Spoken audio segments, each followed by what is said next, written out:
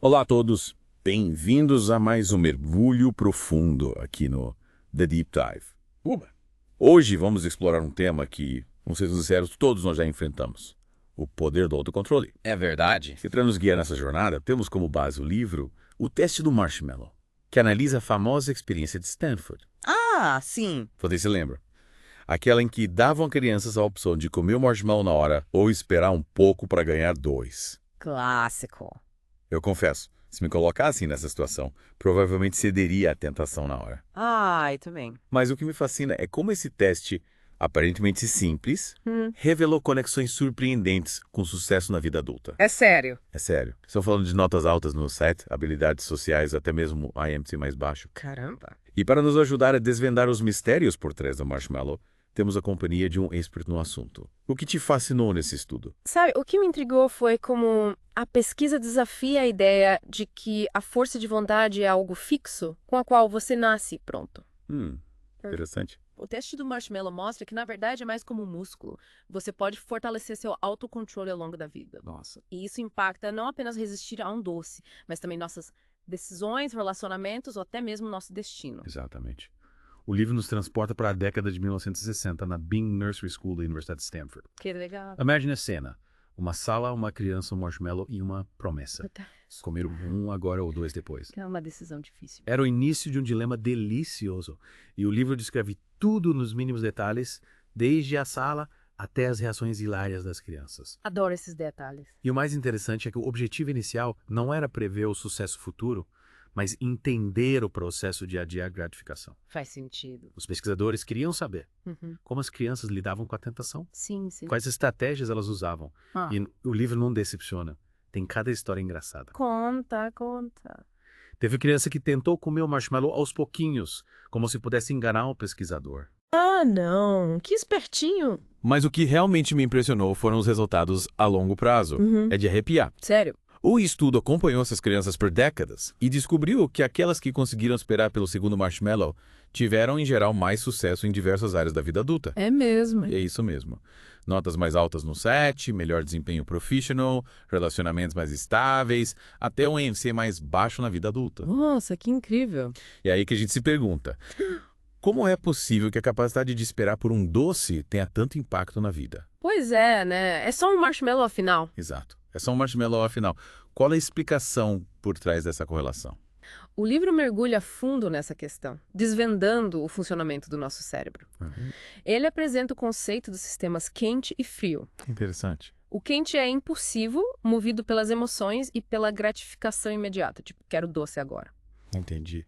Já o frio é racional, estratégico, pensa no futuro, se eu esperar, ganho dois. Então, no teste do marshmallow, o sistema quente da criança gritava: come o marshmallow agora, enquanto o frio ponderava: espere, você terá dois depois. Exato, uma batalha interna. Faz sentido, mas como a gente faz para fortalecer esse sistema frio e ter mais autocontrole? Aí é que o teste do marshmallow brilha. Ele vai além de apenas apresentar o problema e nos dá um arsenal de estratégias para turbinar nossa força de vontade. Que legal. E o legal é que elas são baseadas nas técnicas que as próprias crianças usaram no experimento. Lembro-me de alguns exemplos incríveis do livro. A pequena Inés, por exemplo, em vez de ceder à tentação, criou um mundo de distrações para si mesma. Usava a campanha com brinquedo, falava sozinha, até ria para aliviar a tensão. Que criativa. O Roberto, ele transformou a espera em uma brincadeira, inventando histórias com marshmallow. Que legal. É a chamada reavaliação cognitiva, mudar a forma como interpretamos a situação para controlar o impulso. Nossa, que interessante. É fascinante como uma criança de 4 anos consegue bolar estratégias tão elaboradas. É mesmo. E o livro mostra como aplicar essas técnicas em nosso dia a dia. Imagina só. Se eles conseguem, a gente também consegue. Com certeza. É como se o teste do marshmallow nos desse um superpoder. Verdade. E o mais animador é que nunca é tarde para desenvolver essa habilidade. Mesmo? O cérebro é plástico, está sempre mudando. Podemos fortalecer nosso autocontrole em qualquer idade. E que notícia boa. Interessante. E o livro não se limita ao âmbito individual, né? Ele também explora as implicações sociais da pesquisa e como o desenvolvimento do autocontrole pode ajudar a construir uma sociedade mais justa e equilibrada. Legal. Exatamente. Imagine o impacto que o autocontrole pode ter na educação, na redução da criminalidade e na promoção da saúde. A pesquisa mostra que programas educacionais e sociais podem ter um impacto gigante no desenvolvimento do autocontrole, especialmente para crianças em comunidades menos favorecidas. É o caso da KBP, uma rede de escolas que incorpora o desenvolvimento do autocontrole no currículo e tem resultados incríveis. Nossa, que bacana. Mas será que adiar gratificação o tempo todo é sempre a melhor escolha? Existe um limite para nossa força de vontade. Afinal, ninguém é de ferro. Ótimas perguntas. O livro reconhece essa dualidade, a necessidade de equilíbrio entre a disciplina e o prazer. Ele nos apresenta a ideia de que somos formigas e cigarras. Precisamos trabalhar duro, mas também aproveitar a vida. Não é verdade. A vida não é só trabalho e disciplina. Precisamos encontrar esse equilíbrio entre ser formiga e ser cigarra. Mas como a gente faz isso na prática? Como encontrar esse equilíbrio? Aí é que entramos na segunda parte da nossa conversa. Mas antes, que tal um cafezinho para recarregar as energias? Voltamos já. De volta ao nosso mergulho profundo no mundo do autocontrole com o teste do marshmallow. E aí, animados para continuar. Com certeza. Antes do cafezinho, a gente estava falando sobre o equilíbrio entre a disciplina e o prazer. É verdade. E uma questão que sempre me intrigou é a influência da genética. Será que algumas pessoas já nascem predispostas a ter mais autocontrole que outras? Tipo, nascer formiga ou cigarra? Boa pergunta. E o teste do marshmallow dedica um capítulo inteiro a essa discussão, explorando a influência da genética e do ambiente no desenvolvimento do autocontrole. É mesmo. E a resposta, como você pode imaginar, não é tão simples quanto um sim ou não. Imagino. O autor apresenta evidências científicas que mostram a influência de ambos os fatores. Interessante. Por um lado, estudos com gêmeos idênticos criados em ambientes diferentes sugerem que a genética tem um papel importante na determinação do temperamento e da capacidade de autorregulação.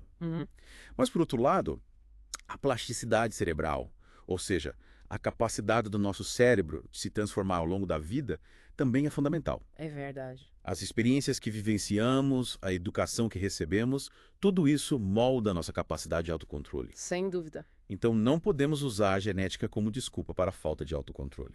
É como se nascêssemos com uma massa de modelar, com uma predisposição genética, mas o formato final dessa massa, ou seja, a nossa capacidade de autocontrole, é moldado pelas experiências, pela educação e pelas estratégias que aprendemos ao longo da vida. Perfeito. Uma ótima analogia. E o livro nos mostra como essa massa de modelar pode ser moldada de forma positiva, mesmo em situações desafiadoras. Legal. Um exemplo inspirador é o do George, um menino que vivia em um bairro pobre e tinha um futuro incerto. Mas tudo mudou quando ele entrou na KPP, uma escola que aplica as descobertas da pesquisa sobre autocontrole em seu currículo. Sério? A história do George é incrível. Ele era um daqueles alunos que a gente olha e pensa, esse menino vai longe? Que bacana. E a KPP deu a ele as ferramentas e o apoio que ele precisava para desenvolver todo o seu potencial. Que legal. Exatamente.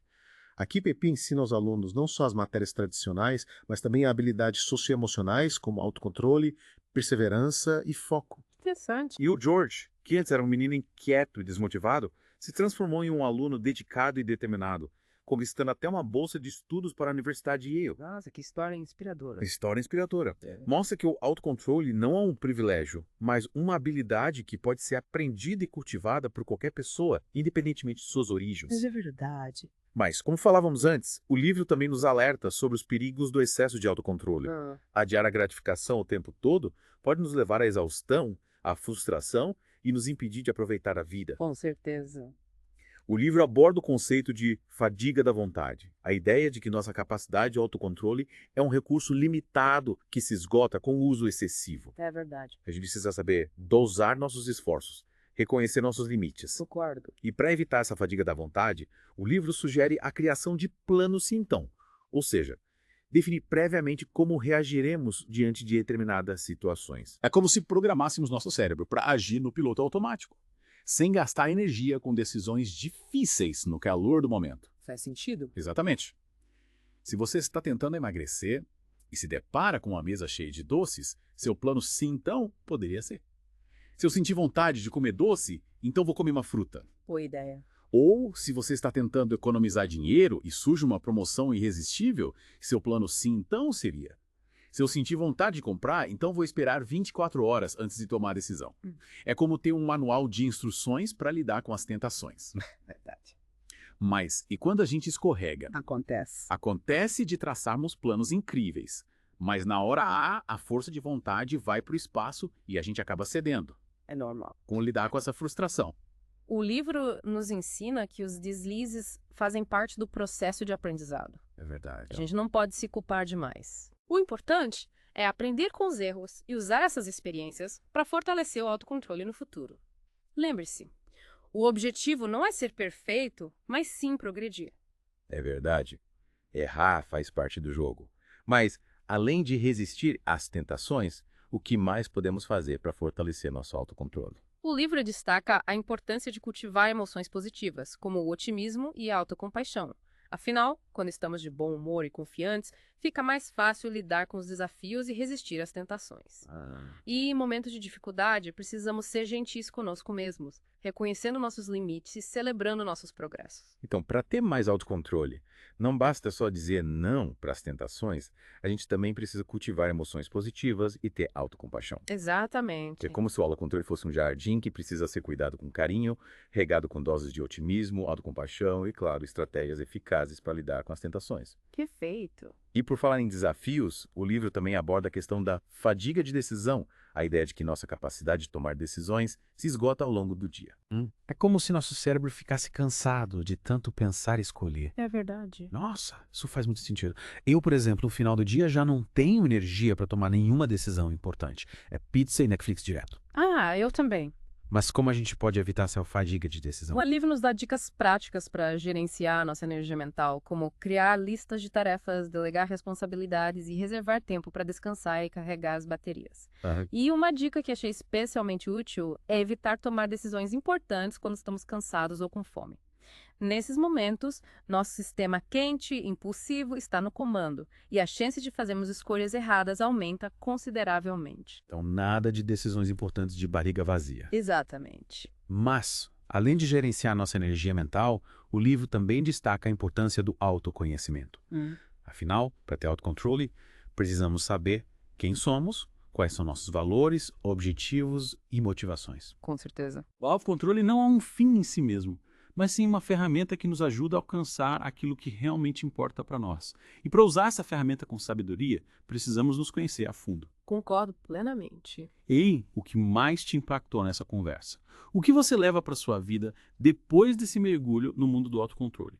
De volta ao nosso mergulho profundo no universo do autocontrole com o teste do marshmallow. E aí, prontos para a última etapa da nossa jornada. Preparadíssimo. Antes da pausa para o café, a gente estava refletindo sobre como fortalecer essa habilidade tão importante. Sim, a gente estava falando sobre como cultivar emoções positivas, né? Tipo, otimismo e autocompaixão. Isso, exatamente. Mas me diz uma coisa, como é que pessoas inteligentes, bem-sucedidas, que a gente considera super disciplinadas, às vezes cometem erros colossais? É como se, de repente, a força de vontade delas simplesmente desaparecesse. Tipo, cadê o autocontrole na hora da... Pois é, né? Essa é uma questão que o livro também explora. Ele mostra casos de figuras públicas que, apesar de todo o sucesso, acabaram se envolvendo em escândalos e colocando tudo a perder. É verdade. A gente tende a pensar no autocontrole como algo fixo, tipo fulano tem autocontrole ou ciclano naí tem. Mas o texto do Marshmallow meio que quebra essa ideia, né? Totalmente. O autor argumenta que o autocontrole não é um traço de personalidade fixo, tipo imutável. Ele varia de acordo com a situação, motivação, os objetivos da pessoa. Faz sentido. Quer dizer que mesmo as pessoas mais disciplinadas podem ter seus momentos de fraqueza. Uau! Mas por que isso acontece? Tipo, qual é a explicação? O livro sugere que a gente pode ser super disciplinado em algumas áreas da vida, mas completamente dominado por impulsos em outras. É como se tivéssemos diferentes personas quando se trata de autocontrole. Interessante. Então, tipo, uma pessoa pode ser super focada no trabalho, mas ter dificuldades em controlar os gastos. Ou, tipo, manter uma dieta equilibrada. Exatamente. Isso nos leva a repensar como julgamos as pessoas, né? Muitas vezes a gente cria expectativas e rótulos com base em informações superficiais, sem levar em conta a complexidade do indivíduo. É verdade. A gente vê só a pontinha do iceberg, né? Mas o teste do Marshmallow também explora os mecanismos psicológicos que meio que nos protegem da dor emocional. Ah, sim. Tipo a negação, a racionalização. Isso, e a autopromoção. O autor chama esse conjunto de mecanismos de sistema imunitário psicológico. Ele ajuda a manter a autoestima e a sensação de bem-estar, mesmo quando as coisas não vão bem. É como se nosso cérebro tivesse um escudo para nos proteger de sentimentos negativos. Exatamente. E esse escudo é super importante para a nossa saúde mental. Mas, como tudo na vida, o excesso pode ser prejudicial. É verdade. Tudo demais faz mal. O livro alerta para os perigos do otimismo e da autoconfiança em excesso. Eles podem nos levar a tomar decisões arriscadas e ignorar sinais de perigo. Faz sentido. A gente precisa ter um pé na realidade, né? Não dá pra viver só de otimismo. Mas como a gente encontra esse equilíbrio entre otimismo e realismo, entre autoconfiança e prudência? Me explica. Entra a importância do autoconhecimento, entender nossos pontos fortes, nossos pontos fracos, nossos limites, nossos gatilhos. Entendi. É tipo se conhecer a fundo para saber lidar com as tentações. Exatamente. O teste do Marshmallow incentiva a gente a desenvolver uma autoconsciência mais profunda, reconhecendo nossos padrões de comportamento e buscando estratégias para lidar com as situações de risco. É como se o livro nos desse um mapa para navegar nesse território complexo do autocontrole, né? Ele mostra que, apesar de todos os desafios, é possível fortalecer essa habilidade tão importante para alcançarmos nossos objetivos e vivermos uma vida mais plena, sabe? Com mais significado. Com certeza. E o mais legal é que ele faz isso de uma forma super acessível, sabe? Com histórias reais, exemplos práticos, dicas que a gente pode aplicar no dia a dia. É verdade, o livro é super inspirador. Enfim, chegamos ao fim do nosso mergulho profundo no mundo do autocontrole com o teste do Marshmallow. Espero que vocês tenham curtido a viagem. E que as ideias que a gente discutiu hoje sirvam de inspiração para fortalecerem o autocontrole de vocês e construírem uma vida mais feliz e realizada. Valeu por terem mergulhado com a gente. E lembrem-se, o autocontrole é como um músculo. Precisa ser exercitado constantemente. Com dedicação, persistência e autocompaixão, a gente consegue alcançar nossos objetivos e viver uma vida mais plena, mais significativa. Até a próxima!